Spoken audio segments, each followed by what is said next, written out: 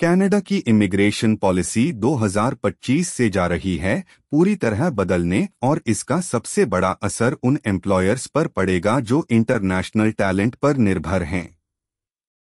अगर आप किसी भी इंडस्ट्री में काम कर रहे हैं और वर्क परमिट होल्डर्स को हायर करते हैं तो यह जानकारी आपके लिए बेहद जरूरी है।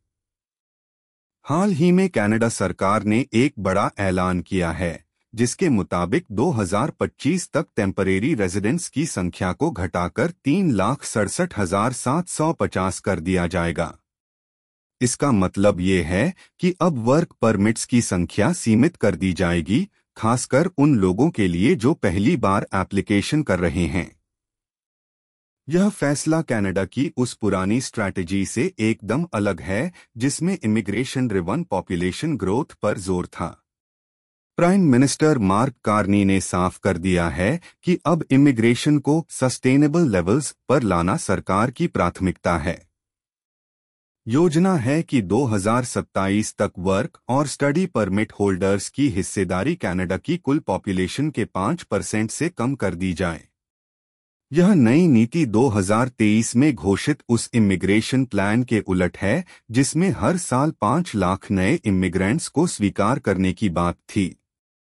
अब सरकार का फोकस ग्रोथ से हटकर बैलेंस, इंटीग्रेशन और रिसोर्स मैनेजमेंट पर आ गया है। इसका सबसे बड़ा असर उन एम्प्लॉयर्स पर पड़ेगा, चाहे वो छोटे बिजनेसेस हों या बड़ी मल्टीनेशनल कंपनीज। अब तक कई कंपनियां इंटरनेशनल स्टूडेंट्स और PGWP post graduation work permit holders पर निर्भर थीं, जिन्हें ओपन वर्क परमिट्स के जरिए आसानी से एम्प्लॉयमेंट दिया जा सकता था। लेकिन अब ये प्रक्रिया और ज्यादा कॉम्प्लेक्स, टाइम कंज्यूमिंग और रेगुलेशन हैवी हो गई है। खासतौर पर वो कंपनियां जो क्लोज्ड वर्क परमिट्स का इस्तेमाल करती हैं, उन्हें अब longer processing times, stricter scrutiny और ज्यादा सख्त कंप्लायंस नॉर्म्स के लिए तैयार रहना होगा।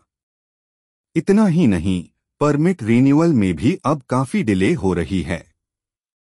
IRCC के अनुसार जून 2025 तक वर्क परमिट रिन्यूअल में औसतन 196 डेज लग रहे हैं। हालांकि अगर आपने आवेदन समय से कर दिया है तो आप मेंटेन स्टेटस के तहत काम जारी रख सकते हैं, लेकिन इस दौरान आपको प्रोविंशियल हेल्थ केयर नहीं मिलती और आपको महंगा प्राइवेट इंश्योरेंस खरीदना पड़ सकता है। और अगर इस दौरान आपने देश छोड़ दिया तो आपकी स्टेटस समाप्त मानी जाएगी और आप तब तक काम नहीं कर सकते जब तक नया परमिट अप्रूव न हो जाए। एक और चिंता की बात यह है कि PGWP होल्डर्स की संख्या अब तेजी से कम हो रही है। पैंडेमिक के दौरान कई एम्प्लॉयर्स ने इन्हीं ग्रेजुएट्स पर अपनी हायरिंग नीड्स पूरी की थीं। लेकिन क्योंकि PGWPs को रीन्यू नहीं किया जा सकता, अब इस टैलेंट पूल में भारी गिरावट आ रही है। ऐसे में अब कंपनियों को LMIA, labour market impact assessment जैसी प्रक्रियाओं पर जाना पड़ेगा, जो काफी कॉस्टली और पेपर वर्क हैवी होती है।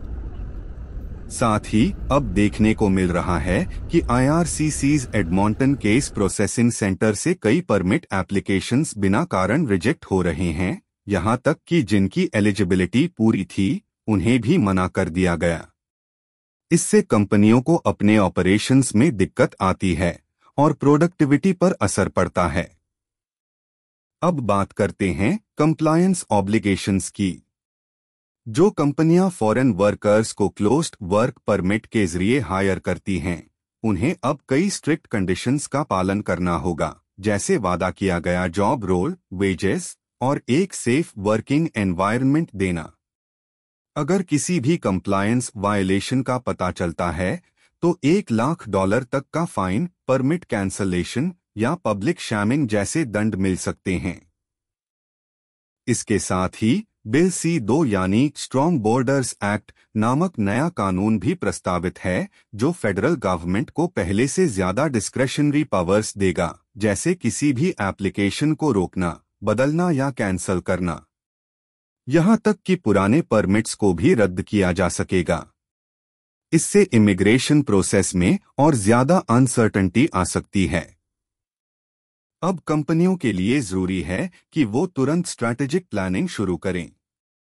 पहले पता करें कि कौन कौन से एम्प्लॉयीज के पास टेम्परेरी स्टेटस है, जिनके सोशल इंश्योरेंस नंबर्स सिन 9 से शुरू होते हैं। उनके परमिट वैलिडिटी, एक्सपायरी डेट्स और पीआर ट्रांजिशन के ऑप्शन को ट्रैक करें। अपने सिस्टम में एक कंप्लायंस फ्रेमवर्क बनाएं, जिसमें ट्रेनिंग, रेगुलर ऑडिट्स और डॉक्यूमेंटेशन शामिल हों। इन कंक्लूजन, अब समय आ गया है कि हम सिर्फ रिएक्ट ना करें, बल्कि प्रोएक्टिव होकर इमिग्रेशन रेडिनेस और टैलेंट रिटेंशन के लिए कदम उठाएं। चाहे आप एक स्टार्टअप हो या मल्टीनेशनल, अब बदलते हालात